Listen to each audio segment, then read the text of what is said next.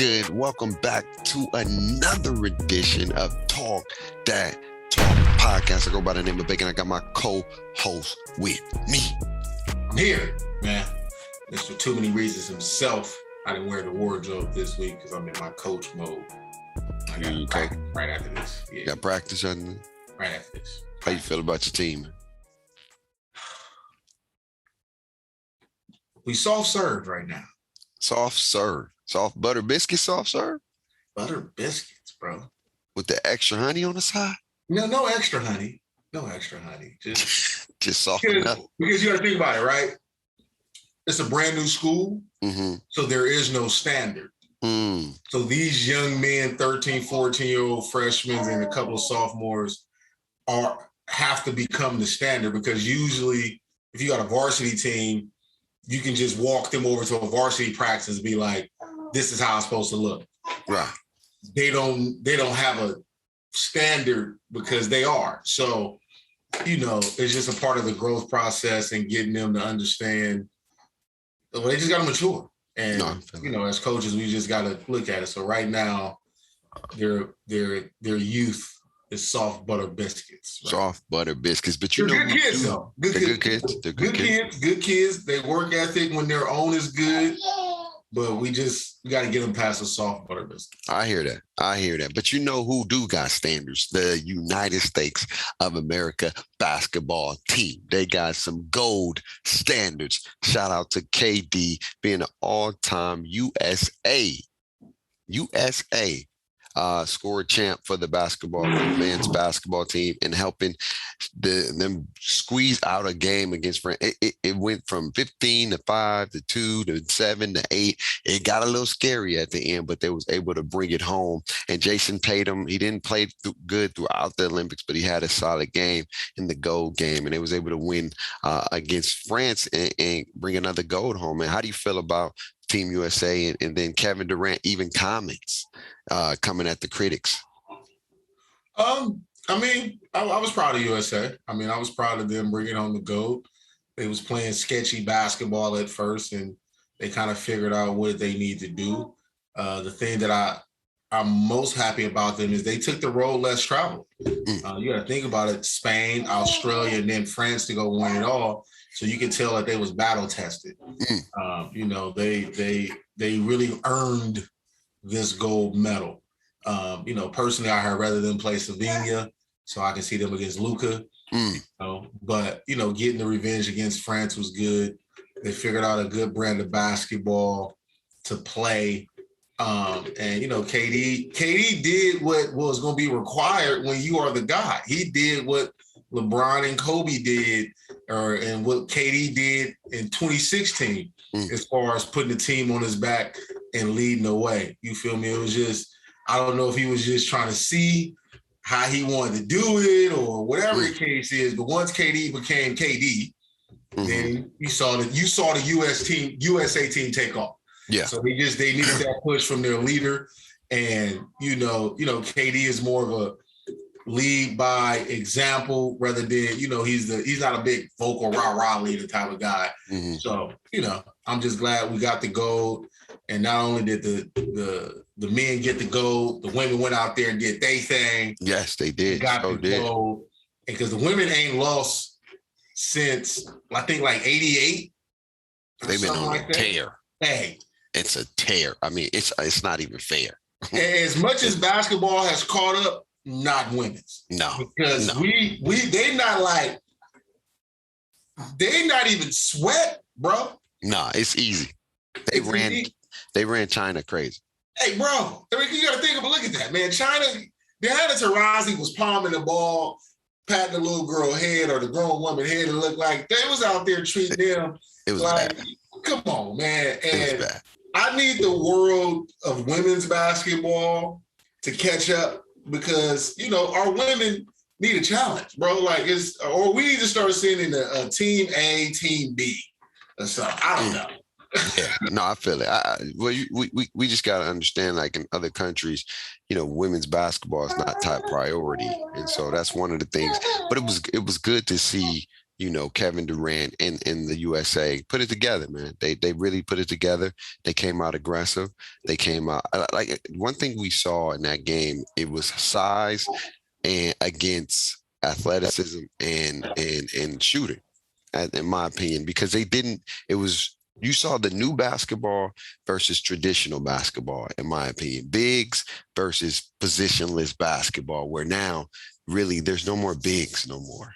You may have a few bigs in the game, but the reality is that the game is becoming different. It's a lot of threes and layups. And then Kevin Durant, hit you with a couple mid-range, but for the most part, it ain't like how France played, where they moved the ball a little bit, got it down low, used their size. You don't really see that in today's NBA. So it was just interesting to see that this new age of athleticism, people who can just play throughout all different positions and can get a bucket per se, and not even have a big man out there and still able to go. It shows you that the new NBA is about to be here to stay for a very, very long time. And so I need a little bit more traditional basketball, but that's a whole other conversation for another day. Big facts. But speaking of Kevin Durant, the NBA players' power rankings came out for the upcoming season. And as of right now, Kevin Durant is number 1. Giannis is number 2. Mm-hmm. The Joker is number 3. Mm-hmm. Steph Curry is number 4. And LeBron freaking James is number 5. How you feel about those power rankings? Is it accurate? Is it not accurate? What do you think? Well, I'm glad LeBron's 5 because I like a motivated Bron. A motivated Bron is a good Bron to me. You get to go into villain Bron. So I'm gonna exclude LeBron at 5 because personally, good. Put his ass at 5 because that means he's gonna be motivated, and I mean he's gonna be different. I know. He sees all this. So that's good because you already know it's going to be #Wash King, #number 5, #I won my 5th. Bron Petty. He needs to be #Petty Bron. Because I feel like instead of King James, he's King Petty, bro. As I've got to watch LeBron over the career, he is the epitome of petty. But that's neither here nor there. The Giannis KD thing is interesting. I feel like these power rankings are always about what's happening now. And when Kawhi won his championship, they put Kawhi at 1 with KD in the league, with Steph in the league, with LeBron in the league, or, everybody else. So I feel like Giannis deserves his just due just because KD did help lead the USA to a gold medal. Mind you, though, these rankings was out before, it was done before the Olympics. Yeah, so I'm saying. So I'm looking at it, like I said, so mind you, KD winning 1, but Giannis is the top dog right now. His team won the ship, and his team beat KD's team. Like, whether you want to say it was injuries or whatever the circumstances may be, Giannis's Milwaukee Bucks beat Kevin Durant's Brooklyn Nets. And that's just the nature of that beast. Yeah. And so I can understand Jokic being ahead of Curry because Jokic's Nuggets was in the playoffs while Curry's Warriors were watching. Mm-hmm. And that's just the nature of the beast. And so that's how I look at it. I just feel like we flipped Giannis and KD. I feel like we shouldn't be too much prisoner of the moment, but that's just what it is. So we flip Giannis and KD. We leave Jokic at 3. You can leave Steph at 4. And leave Bron at 5 for petty reasons, even though I feel like he should probably be 2 or 3 personally. But for petty reasons, leave him at 5. Here's my thing about the rankings, man. And this is why I get tired of some of these analysts and the narrative. I'm gonna give you a prime example. When I seen the show with Shannon, and he talked about Giannis being a dominant player. And people are always saying he can't shoot. He got too many holes in his game. Well, you got a player by the name of Shaquille O'Neal, one of the most dominant players. He wasn't known for shooting, but he dominated and he did what he needed to do. Giannis dominated, and he's been dominating for the past 3 years. Yes, he's came up short in some playoff series. We've seen that. But he's got redemption against Miami, who Skip Bayless even said they put a wall. What do you think they did this year, Skip? They put a wall and they still got swept. It didn't matter. Giannis was on a tear, and that's the part that I'm a little upset about. This man has been balling his butt off, and just because he don't do it like KD, he don't got the flash and the flair, he's dominant. And now he's adding layers to his game, and he's still very, very young, and he's been the 3-time Defensive Player of the Year. Damn near 3-time, 2-time back-to-back MVPs, and now Finals MVP, bro. And he beat KD. He beat him at home. He beat him at home. Even though KD was one pinky toe away from sending him away, it shouldn't even got there. That's the problem. It wasn't even the last 2 minutes or 1 minute wasn't that close. If you really want to be honest with you, a couple big rebounds, it's over with. It's over with, but that's here nor there. And did we not forget that Giannis dropped 50 points in Brooklyn? Did he not drop 50? Did he? But we live in the who's closing out. Hey, Kobe was one of the greatest closers for the Lakers, but that didn't mean Shaq wasn't dominant. That didn't mean Shaq didn't matter. It was like hand in hand. Now, yes, Kyrie was hurt. James Harden was a shell of himself. But whose fault is that? Is that Giannis' fault? To disrespect a man who wins a chip and dominate like he did in the NBA Finals. He willed his team to beat the Phoenix Suns. It's a slap in the face. And here's my thing, too. In my opinion, I truly believe Bron didn't have his best year, but I like him at 5. You know who I even would put, just to make Bron even more mad, I put him at 6. Just for the happiness. Because he is changing his number, I put him at 6. But you know who I think you just do, who's right there, though? Luka Doncic, man. I truly feel like Luka Doncic has a chance to be the face of this league. The way he plays, the way he makes it look easy. I had a debate with a couple of buddies of mine when we was talking about. I said Luka is damn near as good as KD, bro. Like, he ain't the tall, but he's 6'9". He's averaging a triple-double. He makes everybody on his team better, and he can score with the best of them, and he has some of the greatest footwork without the athleticism. Imagine Luka Doncic with the athleticism of a Giannis or LeBron. I feel crazy. Like Luka is the unathletic LeBron. That's just how I look at it. That's what I'm saying. Now, if you give him athleticism, bro, he's LeBron 2.0 with a jumper. Yeah, with a jumper. Yeah, at a younger age with a jumper. You get what I'm saying? And so for them to say that he's not even compatible to Kevin Durant, I get it. Kevin Durant is an amazing player, great scorer, great competitor. He can do a lot of things, but he does have holes in his game. He does have. We seen it in France. If France would have continued to utilize their size, we would have fouled out that damn game.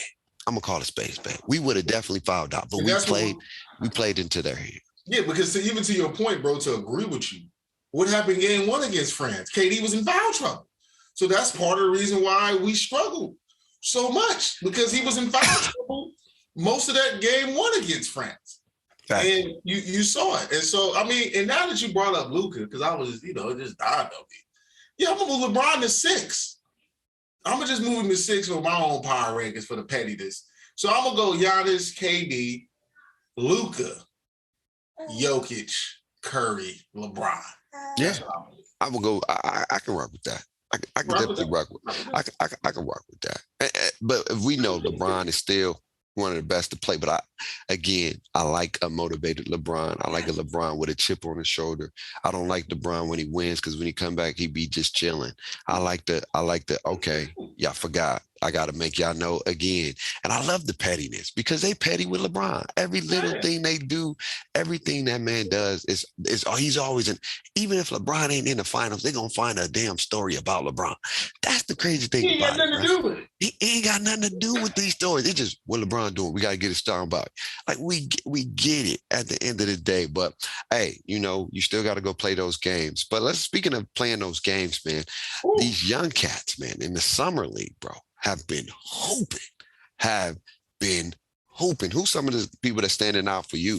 Hey, man, come on now. When we first started our show, there was a guy that I brought up a year. He wasn't even out of high school yet. Mm-hmm. He was entering his senior year, I think. He was entering his senior year because and I said it, Jalen Green, the number 2 pick of the NBA draft, is going to be that guy in the league. I said that his ceiling is going to be higher than Jason Tatum when Jason Tatum's already in the league. And I'm going to stand by it. The young man came out, and not only did he dominate the G League, averaging around 19 points a game, his first summer league game came out and dropped, 24 or 23? 23. Yeah. You can tell he's going to be a problem. Yeah. Me and my boy Ryan talked about it. And his thing is which path is he going to take, right? And when he say path, he means what work ethic is he going to dive into? Could he have the Kobe work ethic where you live in the gym, only thing matters is ball, and there's not going to be nobody better than you? Or does he have other players' work ethic where you just get to a certain point where you're okay with being a great player, but like you're just okay with being a great player? And that's the crossroad he has to get through. So my biggest thing is I want him to win Rookie of the Year. And then I really want to see the jump from year 1 to 2. Because in the middle of the season, he's going to hit the rookie wall because most rookies do it. There's not too many high-profile rookies that don't go through a rookie wall or, because you got to remember, he's going from high school to 20-some-odd games, because he can play in college, to NBA where it's 82. And every night you were expected to be here. This is the expectation in NBA. They grown men getting paid. They paying you, right? So you were expected to hold a standard. So I love what I see on Jalen Green. Jalen Suggs is here, people. Okay? Jalen Suggs is here. He came out playing for Orlando. He did his thing last night. You feel me? Leading Orlando to that overtime win. And when you look at the rest of that Orlando Summer League roster, it's like, who he got? Yeah. You feel me? But he led that team. So you can tell that he's going to be a bona fide point guard. And really everybody else was okay. Because we got to see Kuminga and Moody with in the earlier summer league in Sacramento. Yeah. So their games is kind of what their games are. Obviously they're showcasing it in Vegas. I like that. Sharif Cooper had a good showing with the Hawks. He kind of sold the bag though. Last few possessions, he took the game away. I said good showing, not. But I feel like he can help. He can help out, and that's really about it. Evan Mobley did his thing. Yeah. But I feel like he's just trying to figure it out. And shout out to the Lakers, the baby Lakers. You feel me? Shout out to my baby Lakers, man. My summer league baby Lakers, man. You feel me? Winning that game or winning a close game. So yeah. But it's been at the end of the day, it's been a lot of great young talent, man. I love Davion Mitchell. I just don't love that he went to Sacramento, in my opinion. Oh yeah, because you go to the Kings and die, bro. Not even that. I just think that he don't fit their system. I think he would have been better off at another place, because I don't know how they're going to utilize him, but he can defend. That boy got straps. He's strong. He's athletic. He's not the tallest, but he can do some things. I love the guy out of New York, I forgot his name, tall guy, man, damn near 7 foot, can jump out the gym. Obi Toppin? No, not Obi Toppin. The new draft pick they got out of Texas. Can't think of his name. The kid, man, he caught a body. He caught a body so crazy. It's just different type of athleticism, man. Like in this game, there's so many athletic people that you didn't see like this back in the day, man. And then, of course, I love Cade Cunningham. Cade Cunningham, he's just smooth. He's just very smooth to his game. I love his smoothness to his game, man. He's real smooth, real good guy, can do a lot of things. I think he's going to be good for Detroit. I'm not going to lie to you. And then Jalen Green, I feel like he got a lot of athleticism like a younger MJ, but he has a lot of creativity like a Bradley Beal. They're like linky, but can get to the spots and make some tough shots. I think once his body starts to come to a fruition, he's gonna be all right, man. But I'm looking forward to a lot of these young cats. There's a lot of young cats out there that's hooping, man. I love the guy from OKC, the point guard. he hurt himself in game one, but seeing how he blossomed in the second game, man, he's looking pretty nice. And I can't forget about one of the Ball brothers from the Hornets. He's been shooting them threes. Hey man, if you can play some defense and shoot some threes, you can find a team, man. You can find a team, man. And so definitely good to see some of them young cats, man. But before we talk about Russ, we're going to let my man Hottakejay, get up here and talk about some of these young cats. And then we get into Russ a little bit later. Hold on. Yo. What's up? Look at the merch over there. What merch? What we got? Impression matters? Impressive. Oh, no, that was, I'm talking about what Reason's got on. Oh, okay. That's some other merch? No, that's the homie that's been doing our merch. What does that say? That's his brand. Oh, okay. Gotcha. Daniel. Shout out to Daniel, man. Daniel, real good people, man. I definitely chopped it up to him, man. We're definitely gonna have some stuff about the merch moving very, very soon, y'all. But hot take, man. We talking about the young rookies in summer league, man. Who's some of the folks that stand out to you? Oh, you already know the fan favorite, man. I've been blasting him in the group chat. Davion Mitchell, man. I love him, dog. I think he's got shades of Drew Holiday on defense, and this is blasphemous to say, but I think about the late bloomer. So Dame Lillard came in from not a big school. He was like 22, 23, and then he just came in like putting the league on notice. And when I look at Davion Mitchell, he was hated on because he was a little older and he's like, a lucky 6'1". So, but when you watch him play, he's a bulldog. So I was hoping the Warriors would get him, but I like it. I think he could be a very, very sleeper. Here's my thing, and I was telling Reasons, man, I don't think he's gonna be a good fit for Sacramento.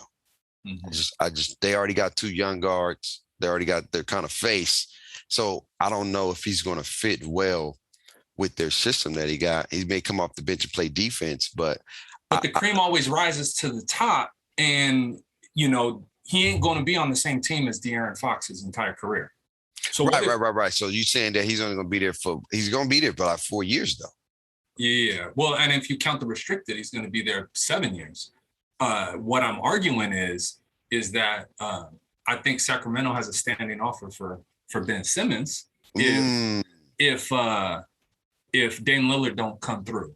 So, like, if Davion is too good, it forces the issue.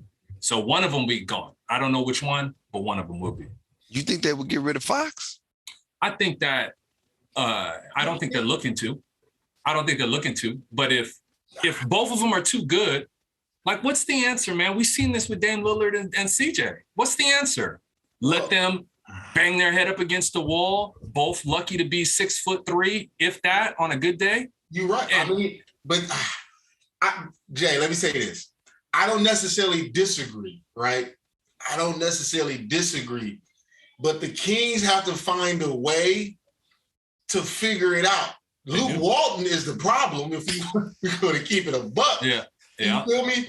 Because Davion Mitchell, I feel like they got to go small, get rid of Buddy, and figure out a way how to get some capital out of it. Because I just feel like Buddy is not a 3, really. I mean, he's 6'4". He's a lucky 6'4". Yeah. So you can't go Buddy, Davion, and De'Aaron. And then not only that, Tyrese Halliburton is a player. Exactly. So you got 3 guards that's at or around the same height, and you're gonna have to play. You're gonna end up playing that small guard lineup like OKC did with Schroeder, Shea, and CP3. So I would let the young boys run. I would trade Buddy to go get somebody substantial. Like, I feel like you go try to trade Buddy. And this again, substantial. I feel like you go try to trade Buddy to the Pacers and bring in a Miles Turner. Now you get a big, they get a shooter, and you kind of start filling out the roster. Because I really like Rashawn Holmes. People don't talk about him a lot, but if you watch the game of basketball, Rashawn Holmes is a player. And then you start filling out that roster. So I would hold off, because you got to think about it. De'Aaron Fox averaged more points than LeBron James. I think he averaged more assists than a couple of dudes, and he averaged more rebounds than a couple of dudes. He was like 20. He was like 25 and 6. The problem is he's a 32% 3-point shooter. Yeah. And the efficiency is like spreading the court is. They need a difference maker, and I love De'Aaron Fox. But he can't. He's not. I love De'Aaron Fox, but he's not gonna single-handedly change the culture in Sacramento. Right, they got some stank on him. And even though he's a fringe all-star, he's not the transcendent guy that's gonna turn this whole ship around. Facts. And I would rather, if you can get top dollar for him, even though I love him, I believe in no De'Aaron Fox slander, but if you can get top dollar for him and figure out the piece that goes with Halliburton and Mitchell and just, But bro, if you was to do the De'Aaron Fox for Simmons, that's not helping Sacramento. See, this is where we, you go that way and I go that way. I don't think Simmons helps out Halliburton and Mitchell. I don't think, because Mitchell's not a good shooter though. That's yeah. I'm saying they right bro. Nah, did you check the stats? I'm looking at the game. The man can't just shoot 66 from the free throw line. The man not. You know what else he did? He shot 45% on 5 attempts a game in college. Yeah, no, I get that, but his skill was being able to shoot consistently. His strong suit is the ability to attack the rim and play defense. Absolutely. That's one of the quickest first steps in the NBA. I would never disagree with that. But his Achilles heel right now is he's not a consistent shooter. I'm not saying 45% but on 5 attempts. Jay, think about this. You know who else had a high percentage in college and got to the league and couldn't shoot a lick? Mr. Lonzo Ball, who was like 43, 44 in college in UCLA, and then got to the league and could hit the side of a barn. And then what's been going on the last 2 years? He developed, but he did. It's got better. It's got better. Yeah. It looked ugly. People was knocking him, and then you got to go to quicker release. But dude he's the last 2 seasons, sample size, 2 seasons, damn near 40% for 3. Yeah, he's gotten better, but we saying off the rip, I don't think Ben Simmons needs, like right now, he needs not, because he's a little further in the game. He needs knockdown guys right now. That's all we saying. And how is it going to look when he's not shooting and then Mitchell's not shooting? 5 attempts a game, though. 45% on 5 attempts a game. But we're talking about the NBA, man. We're not talking about college. This is different now. This is different.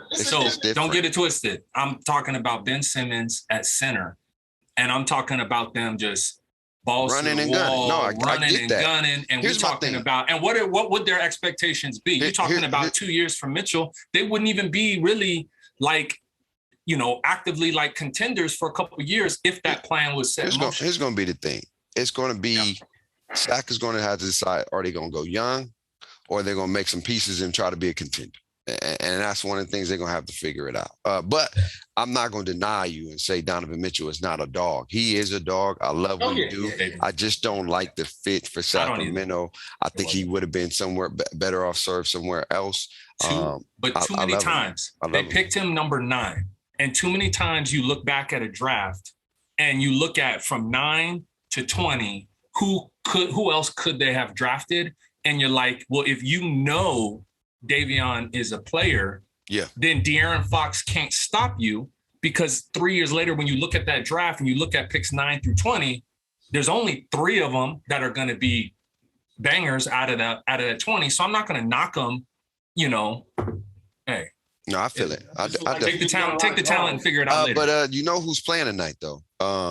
My boy that put up 23 and your dude who put up 12 and an L. We playing tonight.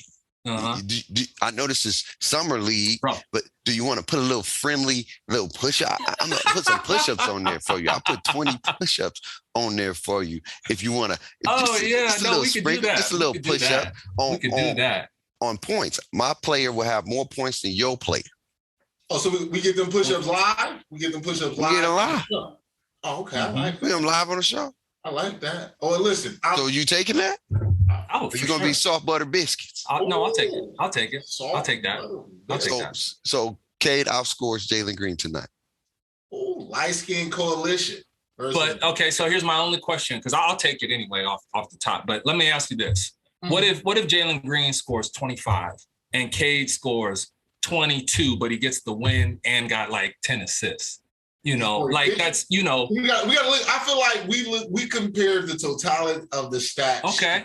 We'll let you be the final vote on that. Really. Yeah. I want to look at it. Let me be honest. Because listen, I'm a big Jalen Green fan again, because like I said, I wouldn't say I have a bias, but like I told my boy, I watched his development from high school. So I really seen the growth. I had to coach against it, develop against it, then really went and watched it. So my bias towards Jalen Green is going to be there because, like, you know, I watched a young man grow up. You know, that's just it. So, but not only they cleaned up though. They cleaned up. The Rockets cleaned up in that draft. So let me get it. Let me get it out there, because I like to tell you how and why. Okay. The Rockets, to me, may have some OKC brewing. Like I'm talking about Harden, Westbrook, KD brewing. The thing is it doesn't change this Roof Chris I'm about to be eating, because their defense is going to be leaky all year. So your boy is unwavering over here. But I do recognize no defense. I recognize they're in the East. I recognize the Rockets though. That's all I want to. I want to be on record and saying I recognize the talent, and they're coming. Hey, listen, because look, Jay, you see the full roster. Yeah. Because we're not talking about KP. Yeah. Kevin Porter is yes, and Şengün is out there. Like, I love his Euro swag, dog. Yeah, and you not talking about Tate, who had a good year. I feel like John Wall had a very underrated year that don't nobody really talk about. And Christian Wood is a guy in this league. Like, they're gonna be competing this year, man. And you got a superstar by the name of Jalen Green. I just got to figure out how they're gonna play with John Wall and those other guys. It's because right now, when you play summer league, you get to be the guy. When you start the regular season, that's where you got to figure out what kind of system you running, who's the guy, who's the offense going through, and who's going to be the focus of the team. They don't want to win, though. This is where you lost the bet. They don't want to win. So Detroit want to win? Detroit want to win? Yeah, I do. I do think they want to win. The Rockets is out there like, let's go balls to the wall. Let's give them a good 47 minutes, and then let's keep our pick. You know what I'm saying? That's where you lost that Roof Chris. Okay, we'll see. Hey, listen. So Jay, let me ask you this. Another one of your brothers from the Light Skin Coalition, Jalen Suggs, went off last night. I liked him. How you feel about Jalen Suggs, man? What's your Orlando got one. This is, to be honest, I think this is going to be one of the best drafts, like, in the last. This goes back to 96. This goes back to 96, 03 type. I do. And here's what I think is that you won't see the premium LeBron or Zion, because I don't think Cade is that. But what I do think is when you look back and there's 30 picks in the first round, and like 15 of them are messing with a fringe all-star, like that the depth is scary potentially. So they got a lot of potential in this draft. This draft can be one of the most high-profile drafts in a very, very long time. I'm not going to knock that. I will say that they got some players in there. But speaking of some players, so we can keep it going, the top 5 player rankings came out, and they got KD as the number 1 guy. And this was done before the Olympics, by the way. KD at 1, Giannis at 2, the Joker at 3, Steph at 4, LeBron at 5. How do you feel about those player rankings? Did you guys already talk about this without me? Yeah. Okay. So I get to be the star right now. Okay. I'm gonna be a little controversial here because hot takes is hot takes. I got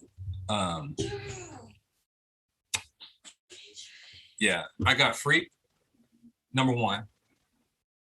That's just like I'm already factoring in championship swag next season. I got Steph, number 2. Steph crosses half court and defenses are changed.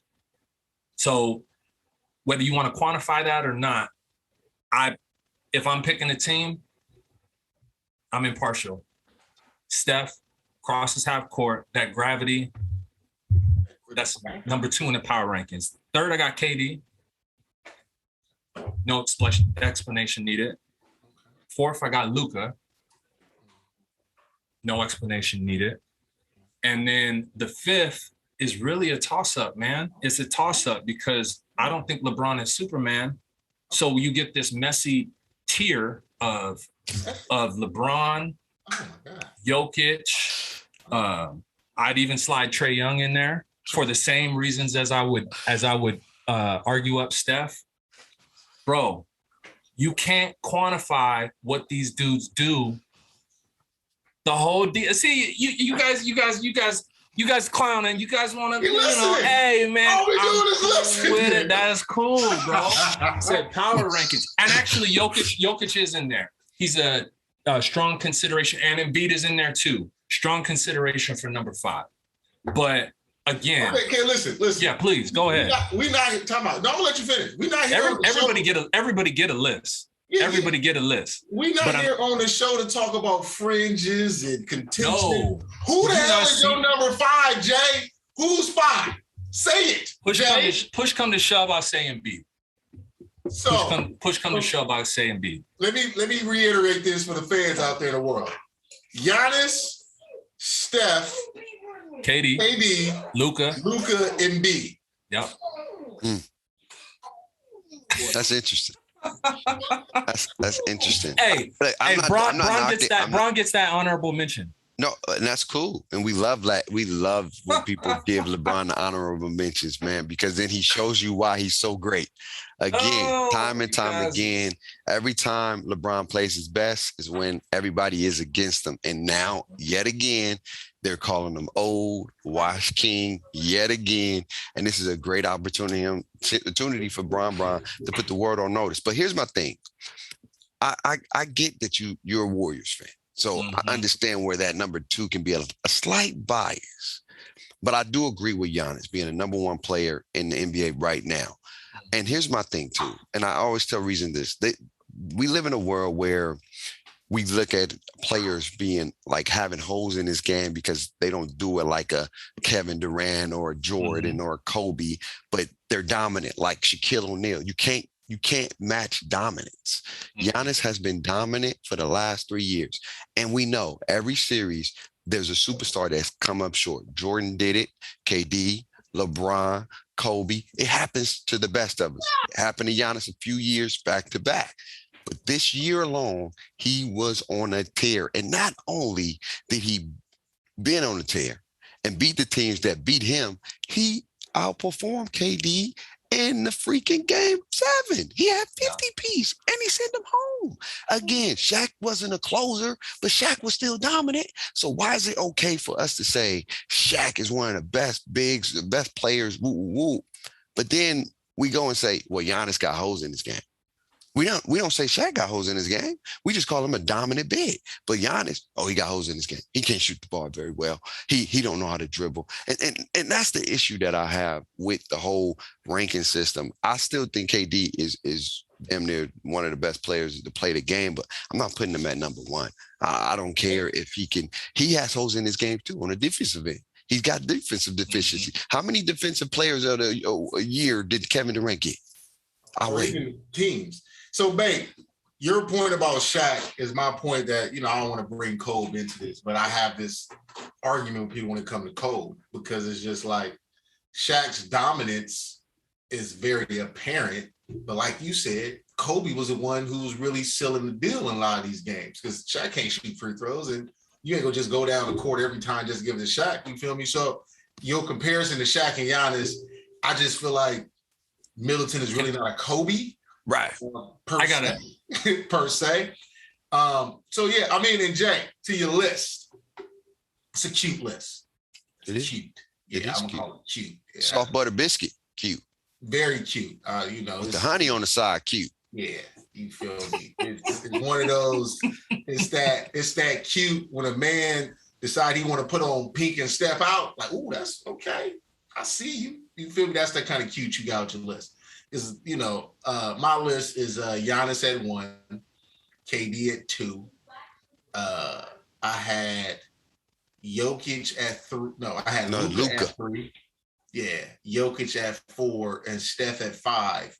And I put LeBron at 6 for petty reasons. Mm-hmm. Not because he belongs at 6, but just because LeBron at 6, he plays a little bit more better with everybody counting him out. So me and Bake agreed that we're going to put LeBron towards the end for our honorable mention. Yeah, for our own personal petty reasons. So when he wins this next ring, we can add in the hashtag Wash King, hashtag I'm number 6 on the power rankings, all that good stuff. Petty LeBron is my favorite LeBron. That's the only LeBron I really like. It's Petty Bron. So you feel me? That's we need more people like Jay to motivate him. Mm-hmm. So I can be in LA next year at the parade, Jay. So let me ask, because you guys get a feel for how I think differently and how I look at a situation. And it is easy because I don't want to. I purposely haven't been talking about Steph since we got on the show because I don't want you guys to think of me not as objective thinkers, and I may be a little bit of a contrarian, but here's where I'm going with it. What if, let me slide over to football here real quick and give an extreme analogy.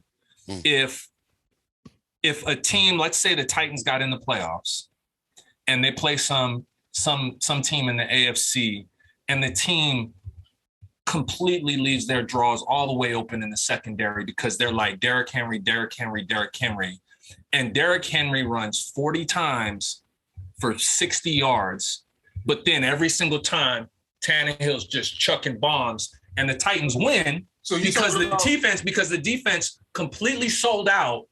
And Derrick Henry is the only reason, and the respect for Derrick Henry is the only reason.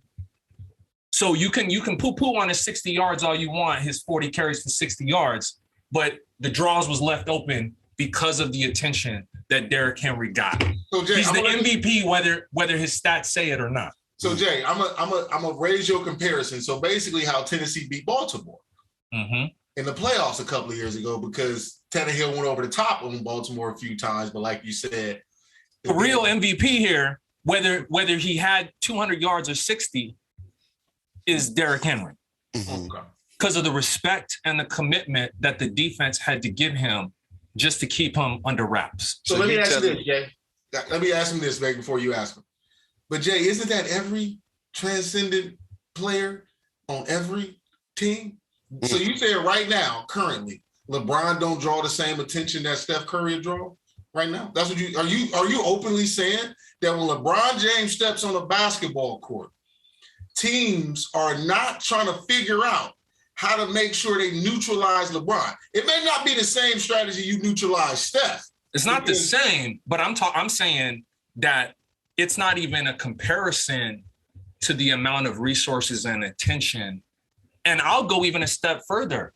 When I say Trae Young's an honorable mention, it's because he brings the same dynamic. Wow. And you would have had an argument with me on this 2-3 years ago with LeBron. But that's yesterday's news, bro. So here's the real math on it. Here's the real math on. You want the real math on Wash King? You want the real math? Let me give you the real math on Wash King. Go ahead. I talk too much. Go ahead, baby. No. Give us the math. Give us the math. Let me hear this math. The real math is where is LeBron gonna be next May? So I ain't seen Superman since the bubble. I ain't seen Superman since the bubble. I can't believe you said that, bro. I ain't seen Superman since the bubble. Hold on. Okay, now let me calm this down, because you feeling your warriorness. Okay, you feeling you must have had an extra honey with the syrup on your biscuits today. It's been 14 months, and it'll be another 10 months before it even matters. Yeah, that's 24 months. I get it. That we won't see Superman. I get it. So you telling me LeBron was the number 3 player in the league, reigning possibly number 2 for MVP candidates, and then he got a freak injury, then he was out for the damn near 2 months, and he came back a shell of himself. We know that. And so before that, LeBron was on a tear. Lakers was winning, people was doing, nobody was tripping. They were just maintaining. There was a number 3 seed doing what they need to do to get the playoff. They lose, they fall, people are injured, blah, blah, blah, blah. LeBron is a walking 25 any given night, triple-double. He can get 25 in his sleep if you want to. That's how great he is. Now, and he's still better than 95% of the league. Yep, you're right. And I'm not disrespecting Steph Curry. I'm not. Steph Curry is one of the most prolific shooters that changed the landscape of basketball. He's an iconic figure in that form of things because he gave people opportunity to believe I can make it to the league if I know how to shoot like Steph. He changed the game. He changed the 3-point line. He changed from shooting from half court. Those shots you would never take back in the day. He made those acceptable. And now everybody named Mama doing it. And you know who's doing them too? LeBron James every blue moon, just to show I can do it too. But here's my thing. What LeBron does is uncanny that a lot of these players on this list can't do. He makes everybody else on their team better. Now, Steph Curry, he's a great scorer. He's amazing. But do we literally make everybody on his team better? Baby. So listen, time out. I listen. What does making teammates better mean, though? What does it really mean? Okay. Is it 10 assists? Is it 10 assists a game? Is that what makes it better? I got you, Jay. Is it the highlight pass on Sports Center at night? Is that what makes teammates better? I feel like on both sides of this coin, because Steph makes his teammates better in a different way. Okay, thank you. That's what I like to hear. Thank you. I'm a realist. No, you keep it 1,000, and I'm counting on you to keep it that way. Come on, man. So, but it goes back to my same point as LeBron's effect on the game and how the defense has to oblige his ability is different than Steph. So on one end, Jay, you can't say LeBron doesn't have the same effect, but then say, I want Steph to have the same effect as far as keeping his team. He did, but it's 2021. I like Steph. You feel me? I like the light-skinned assassin. You feel me? He's been him. He's changed the game. He got people buying his jersey. He's changed the game and quote unquote kind of ruined the game because now every goddamn high school kid feel like they need to be stopped. So, but that's a whole nother conversation. That's not Steph's fault. Yeah, for sure. But I just look at it like LeBron was on a tear. The Lakers were playing great basketball. And we have to remember that his tear really came when AD went out. Because AD wasn't there the whole damn time. You feel me? AD got hurt early and had to kind of figure it out. You feel me? And then came back and got hurt again. And LeBron was playing at a very, very, very high level and was carrying the Lakers to get through. And during that same stretch, when we looking at the teams, right? So if you take AD off the Lakers and you just got LeBron and you leave Steph with what they got left, the Lakers and the Warriors are very comparable. Because if I'm not mistaken, didn't the Lakers and Warriors play in the play-in game? Yeah, they did. They did, right? So if you just factor in, both teams are very comparable, and Steph didn't elevate the Warriors no higher than what the hell LeBron was doing. Yeah, but the Warriors, they didn't have, not only did they not have Clay, they didn't even have what I bet on. So when I bet on the Warriors at the beginning of the season, Oubre and James Wiseman at least being there, not necessarily playing at their best version of themselves. LeBron and AD wasn't even healthy. They coming back from injury, man. So miss me with all this stuff, okay? Let's stop the cap, okay? Again, Steph Curry, great player, but he's not better than LeBron James. Don't disrespect it. You don't got to give Don't disrespect LeBron James over here. Don't disrespect the man and then say Steph Curry is better than LeBron. No. Steph Curry is amazing. I love Steph Curry. I love him. I love watching him. Love what he do. It's crazy. He's the reason why 2K is broke. All these damn badges is because of Steph Curry. I get it. I definitely understand. But to first of all, put him ahead of Kevin Durant is slapping Kevin Durant face because Kevin Durant is unguardable. So you telling me that Steph Curry is unguardable, and that's not true. Steph Curry has been locked up. You cannot lock Kevin Durant up. I don't care who you put on him. Kevin Durant can make anybody look small. Even my king, even LeBron. I ain't gonna hold you. He didn't gave LeBron a nice 40 piece in a biscuit. I'm gonna call a spade a spade. So for you to put Steph Curry over Luka and over Kevin Durant, and we know what Luka is. We know who Luka Doncic is. He took a team of nobodies, and he damn near was one layup away from going to the finals. He had the Clippers. Hold on. Luka Doncic is a better player than Steph Curry right now. Let's just call a spade a spade. I'm calling a spade a spade. I'm sorry, Jay. That's a hot take for your biscuits right there. And they pretty soft right now, bro. Super duper soft. They probably saggy because all them damn syrup you didn't put on them hot butter biscuits. We gotta cue this up. We gotta cue this up. He said it. He said Luka, 77, Mr. 5 years, $205 million max extension. Yeah, is a better basketball player than the light. No, let me go. Let me give you something. And it's gonna sound like, home cooking and bias and such. But Steve Kerr been around some championships, some championship teams and some championship players. Tim Duncan, MJ, the shot and everything. He was like all a part of that. He's seen there. He's been like firsthand with championships. Got how many? Damn near 10 rings between all of them. And he said, "What he said? I have never seen teams sell out to stop one player like they have Steph." He didn't say that about KD. He didn't say it about Tim Duncan. He did not say it about Michael Jordan. He said, I have never seen team defense schemes shut out somebody from running around off the ball when he crossed the ball half court, shooting these 35-footers. Never. Yeah. Who else would be more qualified to make a statement? Yeah, it sounds like he just Homer on his main golden boy. It sounds like that. I get that. Why they get Kevin Durant if you got the best player on your team? Because you can. No. Because you can run a dynasty. No. Because you can. No, you already got a dynasty. You just won a chip. You won a chip and then you lost the chip to the king, who averaged a triple-double in that finals. Am I talking to myself? Triple-double in the finals. Am I talking to myself? When your boy Steph Curry came up real small. Am I talking to myself? He went to go get one of the best scorers to ever play this game. Steph's won a championship without KD. KD ain't won his championship without Steph. He beat Steph. LeBron without Kyrie and Kevin Love, and that finals was close.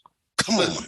Listen. And then the next year, we had 400 threes. We had unanimous MVPs. Yeah. We had efficiency rating records. 3-1 L. 3-1 blown lead. I was leaning in too, Beck. I was about to bring it out. I was so lucky we didn't win that one because we not lucky. Anyway, we can talk about this all day, every day. You're getting a heavy dose next season anyway. We talked about Luka Doncic. Olympics. Okay. We keep these two topics short. The Olympics. How do you feel about USA winning gold? What is that? What and as far as, because we talked about the power rankings. That's actually, this was KD. This was Dre. The rest of the team, I don't want to diminish their contributions to it. But when it was nut crunching time, it was Dre leading the defense, but it was really KD, captain of the ship, put it down. And actually that goes to a bigger, that was probably, as the argument we just finished up, that was probably one of the bigger cases watching what he did through the Olympics. So I'm not going to say I was surprised, but, I had a couple questions in the middle. Kevin, Captain America. Durant. I would have loved to play. Like I said, I would love to see him play Luka, who's I feel like could be a future of this league, because what he does, he showed there's no stopping Luka. You didn't put the greatest defender, quote unquote. We say Kawhi Leonard, and Kawhi is dodging Luka. Everybody's dodging Luka. Don't nobody want none of Luka. Time out, Jay. Before we, because So when I look at Luka, Jay, and we talk about guarding him and stopping him, I feel like Steph Curry has the benefit of having Klay, right? So if you was to double off of Steph, then that means Klay is open, and then you leaving Klay open is the same, damn near the same death wish is if you leave Steph open. Mm-hmm. And when you look at Luka, when you don't have a number two, that's the same death wish, and he's doing what he's doing. Now, Steph, to me, showed up this year and showed me that he can carry. He can carry. You feel me? He can't carry good enough to get you to the playoffs, but he can carry a little bit. He can make it interesting. You know, he can make it interesting. So, you know, because the year before when Klay was out, Steph so happened to hurt the hand and then he out. So we can't really, you know, because my biggest knock on Steph is I watched James Harden single-handedly get the Rockets to the playoffs. Mm-hmm. I watched Russell Westbrook single-handedly get the Thunder to single-handedly get them to the playoffs. I never saw Steph single-handedly do nothing. We had G Leaguers out there this past year, and really he was like he was doing the most. So LeBron took a team of nobodies to the damn NBA Finals. But so who was on that OKC team? I get it. When KD left, who was left on that team? What did Russ take to the playoffs with that team when KD left? I mean, Oladipo's a player. Sabonis is a player. Didn't become that till he went to No, Indiana. he was doing it when he was on OKC. Yes, he was. Yeah. Yes, he was. All right. People always give Russ too much credit on that team. Like he deserved all the credit. He was killing it. But they wasn't devoid of talent. Like don't ride that gas. So you trying to say that they have more talent than we can go check the records. They had talent on that team. Did they have more talent than this Warrior team? Here's what you guys are missing. Answer the question. They have more talent. Answer the damn question. No. So I lost my train of thought. Here's where I'm at. Just because Luka and James Harden and Russell Westbrook hog the stats and they just sit there and they dog. They losing rebounds, man. They sitting over here getting out the way, boxing people out. Russ is getting mad at people for stealing his rebounds. Y'all ever heard of a hockey assist? You got it. Is that what this is? You got it. Guys, that's why we have the show. You got That's why we have the show. So I can enlighten you ninjas and get you guys straight, bro. You got it. This is why I love that you're on the show. You got it. Thank you. You are really my brother. I need you. Dave, you are peanut butter and jelly, bro. I need it for my life, bro. You are. It's rare. You know, you get older, it's like no new friends. But I feel like you, bro. Cool. It was a perfect time for us to come together. Because you are something else. Something else. I can't believe you said that. You are something else, bro. Like, dude, this is crazy. You. Them hot butter biscuits is coming out super hot today, boy. Them things coming out hot, extra butter with some syrup and honey, man. He put a little bit of extra on there. But anyway, man, before we get up out of here, man, Russ is officially a Laker. Did his press conference today, man. One thing that stand out for me with Russ is that he's going to make the Lakers better. And I love his statement. He said, I'm going to do my job to make LeBron's job easier. I loved it. That statement right there lets me know that the Lakers are going to be a problem. They're already getting overlooked because they're quote unquote too old, but you don't want veteran players that play with a chip on their shoulders because they're not like just some veteran minimums. These are some superstars, players who are a little bit up in age. You got AD who's still young, but you got Carmelo Anthony who still got a chip on his shoulder, who still is playing for a chip, and Russ who's still playing for a chip. They still came at him saying, you can't win with him. Play the contrarian for me, though. If we fast forward 12 months from now and the Lakers season ends in the Western Conference Finals, what do you think will be the main culprit? When we get back on here on the following Monday and you're like, what went wrong with the Lakers? And you had to take a guess right now. Injuries. What would you say it would be? Injuries. Okay. And is there a number two? No. Injury. Okay. If LeBron James, think about this. LeBron James and AD healthy is a problem. Now you got AD, LeBron, and Russell Westbrook. I'm gonna add to that. So you're right. Injuries is number one. Yes. But I'm begging and I'm salivating for a healthy matchup in the Western Conference Finals, and if the Lakers get out, because whoever come out the East is going to be battle tested and hardened. I think both sides going to be battle tested this year. Yeah. But what I'm getting at here is the second reason why, so we can get up out of here, is Russ is going to get played off the court. You're going to be talking about Russ shooting air balls from the free throw line. Hold up, baby, before you leave. Jay, let me ask you. Jay, here's going to be my counter. You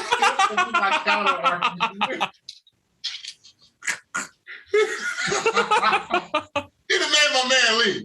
So, Jay, here's my counter argument to that. Because I think you would be right if the Lakers are not playing in the Western Conference Finals or playing in the finals. I feel that if they get that far, they have figured it out. If they lose early, then, Jay, by all means, I come on here and say, bro, you the man, you called it. But see, the thing is, I only think the Warriors, and maybe there's a surprise team in the West. It's going to take a very specific team to expose what you're talking about. So they're going to run through 90% of the league, and then you find the team that goes 8 strong, that can execute defensive rotations, and Russ is going to have to be efficient. And if he doesn't, I've seen his back against the wall. I've seen it. I saw it with the Rockets. I saw it. Okay, I'm back, man. Because I was hearing a whole bunch of nonsense right now. I give a lot, man. I was hearing a whole bunch of nonsense right there. Okay, I get what you're saying. Russ has those tendencies where he can play very bad in spurts. But he's never, I wouldn't say never, but he's playing with a different player in a LeBron James, who's a student and a coach on the floor. And I guarantee you, and I'm going on record to say this, they will figure it out. When LeBron plays with other superstars, he's only came up short one time. It wasn't, and that was in the NBA Finals. It wasn't throughout the regular season. They figured it out throughout the regular season. Figuring it out. They're going to be able to play very, very well together. I know everybody's saying Russ can't shoot, LeBron needs shooters, but you got to understand now, I think the offense is going to look different this year with the Lakers. You didn't bring in no $40 million Russell Westbrook to be an off-the-ball player. You didn't bring him in that. Bron didn't choose Russell Westbrook over Buddy Hield to be an off-the-ball player. And now Anthony Davis' job is about to be so easy because now you got to worry about Russ coming downhill and Anthony Davis in the pick and roll. That's going to be a difference because Schroeder, they did it, but Schroeder was looking to score 95 times out of 10. He wasn't looking to feed the big beast. Russ is going to make AD better. And then when he do that, LeBron going to be able to do what LeBron going to want to do. No, I only got one request. What's your request? When they start out 10-0, when they pass the first and the second round of the playoffs, I don't want you talking about how they figured it out. I want you talking about how they figured it out when they playing the cream of the league, cream of the crop, top of the league, when they get to the Eastern Conference Finals. And there's only 5 teams. There's only 5 teams in the league, maybe. NBA Finals? There is only 5 teams in the league, if I have to count real hard, who can deploy a defensive strategy that's gonna expose Russell Westbrook. So you talking about them figuring it out, that don't count. But it's not just Russ though. You're talking about exposing Russ when he's he didn't. No. Okay. I've seen him. I bet on him, but now it's time to bet against him. It's not just Russ. So he got Anthony Davis. You got LeBron James. You got great role players. He ain't Superman. Watch King. So when the Lakers are in, left again. So Jay, we done. The Lakers are in their defensive bag, shutting down teams like they can, and they have shown that they can do it. Because I don't consider. Because people talk about, the Lakers have lost KCP and they lost this. And I don't consider KCP a true lockdown defender on the perimeter. I feel like he's like Patrick Beverly with a jump shot. He's just more annoying than he really is a defender. Because I've watched Paul George give KCP 30 on accident. So I don't get, when you get 30 pieces on accident, Jay, I don't consider you a lockdown guy. I just feel like you could play perimeter defense. And furthermore, the Lakers will be totally different.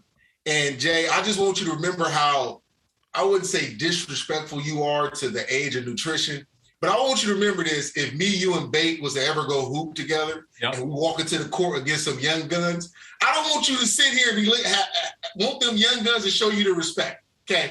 Them young 23, 24, and we looking at each other like, damn, we're a little older. I don't want you to start saying, no, man, we got experience. We good. I want you to give them same young boys that credit that you doing that's not for the Lakers. I just want that. That's all. When we go hoop, because fair enough. Fair enough. Anyway, man, I had enough of them hot butter biscuits today.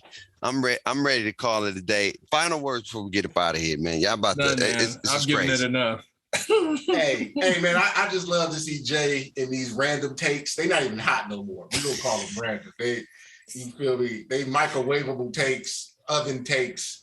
I'm always early, almost never wrong. And put an underdog, Daniel. Read that on the shirt. Put that on the shirt. Put that on the shirt. Always early, never wrong. But we're gonna find out.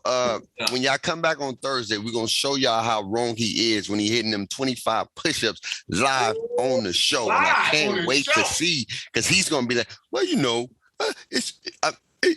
I love it. I love it. Anyway, man, we're about to get up out of here. We love y'all. We appreciate y'all. Y'all already know it's all love at the end of the day. We ain't really mad at each other. It's just love at the end of the day. We love to talk about hoops, man. But take care of yourself. Stay safe. And always remember to talk that talk. See y'all Thursday. We got some footballs to talk about.